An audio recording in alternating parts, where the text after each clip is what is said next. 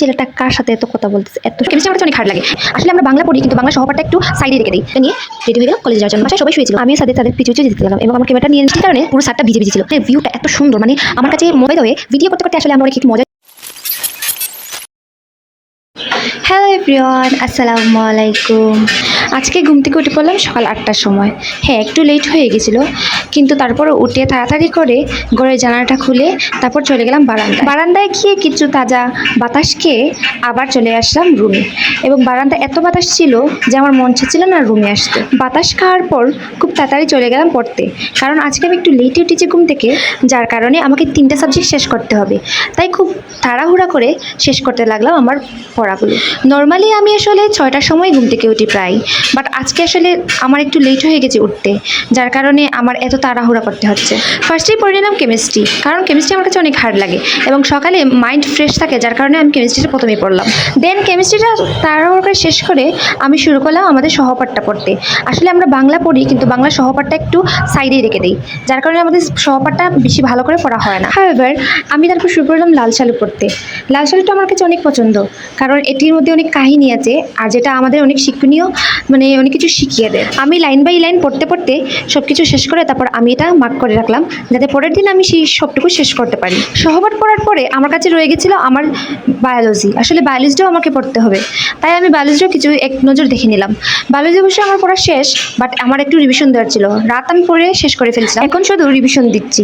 যেগুলো মার্ক করে দেখছেন সেগুলো আমি আসলে রাতে পড়ে শেষ করেছিলাম। বায়োলজি স্টেপ বাই স্টেপ পড়া শেষ করে আমি আমার সব বই গুছিয়ে নিলাম, যাতে আমি সব বই গুছিয়ে আমার কলেজে যেতে পারি। বই গুছানোর পর আমি চলে গেলাম আমার রুমটা ঝাড়ু দিতে। যেহেতু এখন সবাই ঘুমিয়ে আছে, তাই ভাবলাম আমি রুমটা ঝাড়ু দিয়ে চলে যাই। তাই আমি বারান্দায় গেলাম, গিয়ে আমার ঝাড়ুটা নিয়ে এসে আমি ঘরটা একটু ঝাড়ু দিয়ে দিলাম। রুমে অবশ্যই এত বেশি ময়লা ছিল না, বাট তাও আমাদের প্রতিদিন রুমটা ঝাড়ু দিতে হয়। আমি খুব সুন্দর করে রুমটা ঝাড়ু দিয়ে তারপর রুমটা গুছিয়ে নিলাম এবং ঘরের লাইটটি অফ করে দিলাম। যেহেতু সবাই ঘুমিয়েছে, তাই লাইটটি অফ করার দরকার। আমি প্রতিদিন সকালে ঘুম থেকে উঠেই নিজের কাজ নিজে করি। প্রথমে পড়াশোনা করি, তারপর যা কিছু আমার সম্ভব সকালে উঠে করা সেগুলো আমি করে তাদের কাজে হেল্প করে দিয়ে যাই হোক, লাইটটা অফ করে আমি চলে গেলাম আমার বেড গুছাতে। আজকে অনেকদিন পরে ভাবলাম আপনাদের সাথে শেয়ার করা যাক যে আমি প্রতিদিন কি করি, তাই আজকের ভিডিওটা মূলত আমার করা। আর আমি বেশি লং ভিডিও দিই না, যার কারণে আপনাদের সাথে আমার অনেক কিছু শেয়ার করা হয়। ভিডিও করে সব কিছু আপনাদের সাথে শেয়ার করা আমার পার্সোনালি অনেক ভালো লাগে। আর অনেস্টলি বলছি, এই যে আজকে আমি ভিডিওটা করেছি সেটা আমি আসলে মন থেকেই করেছি। হাউএভার আমি আমার ব্যাগটা গুছিয়ে নিলাম এবং ব্যাগের মধ্যে সব বই খাতা রেখে আমি ব্যাগটা নিয়ে রেডি হয়ে গেলাম কলেজে যাওয়ার জন্য। বাসায় সবাই শুয়েছিল, তাই আমি আমার বোনজিকে দেখে বললাম যে আমার যাওয়ার সময় দরজাটা লাগিয়ে দিতে, এবং আমি চলে গেলাম আমার কলেজে যাওয়ার পর আমি আসলে তেমন ভিডিও করিনি, যার কারণে আমি কলেজে গিয়ে কি করলাম তা আপনাদের সাথে শেয়ার করতে পারিনি।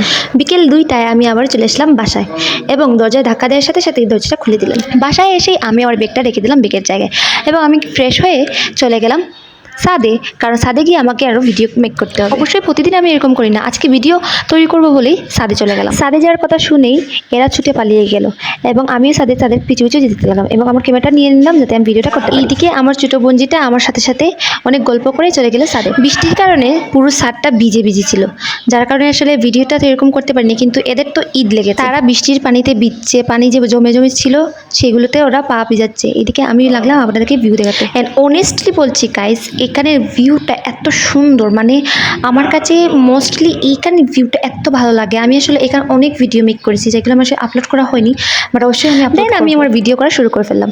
আমি এখানে অনেক ধরনের ভিডিও করেছি, আমি পিকচার তুলেছি। এখানের ভিউটা এত সুন্দর যে এখানে আসলে মন চায় শুধু ভিডিও। আমি 2-4টা ভিডিও করেছি এবং কয়েকটা পিকচার তুলেছি, আর এগুলো দেখতে এত সুন্দর হয়েছে। বাই দ্য ওয়ে, ভিডিও করতে করতে আসলে আমরা অনেক একটি মজার একটি দৃশ্য দেখেছি, যেটা আপনাদের সাথে আমি শেয়ার করেছি এই ভিডিও। আমরা এখানে ভিডিও করেছিলাম, তখনই হঠাৎ আমাদের নজরে পড়লো একটা ছেলে এতক্ষণ ধরে মানে ফোনে কথা বলে। আমরা দেখে বুঝতেই পারতেছিলাম না গাইস, মানে এই ছেলেটা কার সাথে এত কথা বলতেছে, এত সুন্দর করে বসে। আর হঠাৎ এই ছেলেটা আমাদের দিকে তাকিয়ে ফেলে। দেন আমরা কি করবো, আমরা তো দৌড় শুরু করি। আমার বোনজিটা দৌড়তে দৌড়তে পড়ে যায়। দেখেন গাইস, মানে তখন এত হাসি পাচ্ছিল কি বলবো। আর এইদিকে ও তো শুধু কান্না করতেছে। আমি ভিডিও করতেছি বলে ও আমার ভিডিওটা সুন্দর করে ভিডিও করতে দিচ্ছে না, বলছে কেন তুমি ভিডিও করতেছো। সব শেষে আমরা নিচে চলে আসলাম, কারণ দেখলাম এখানে আমার ছোটো বোনটিটা অনেক দুষ্টুমি করছে, যার কারণে আমরা নিচে চলে আসলাম। নিচে এসে দেখি আম্মু কী যেন রান্না করতেছে, ভাবলাম আমি একটু হেল্প করি। অ্যান্ড আমি গিয়ে এখানে হেল্প করা শুরু করলাম। এখন আমার হেল্প তো আপনারা দেখতেই পাচ্ছেন কি। আপনারা হয়তো ভাবতে পারেন যে আমরা মাটির চুলায় কেন রান্না করতেছি।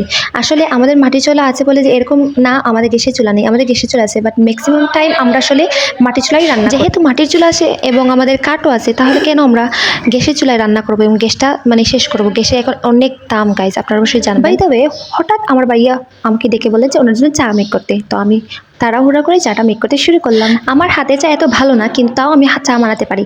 অ্যান্ড আমার ভাইয়াও আমার হাতে চা খায়, কারণ আমি ছাড়া ওকে চা দেওয়ার মতো আর কেউ নেই। চা তো বানাচ্ছি, প্লাস আমি আমার আম্মুর করা যে ভাজিটা, আলু ভাজিটা, সেটাও আমি নাড়াচাড়া করছি। তো এতটুকু ছিল আজকের ভিডিওতে। যে আপনাদের কাছে ভালো লাগে অবশ্যই কমেন্ট করবেন, শেয়ার করবেন, সাবস্ক্রাইব করবেন। বাই।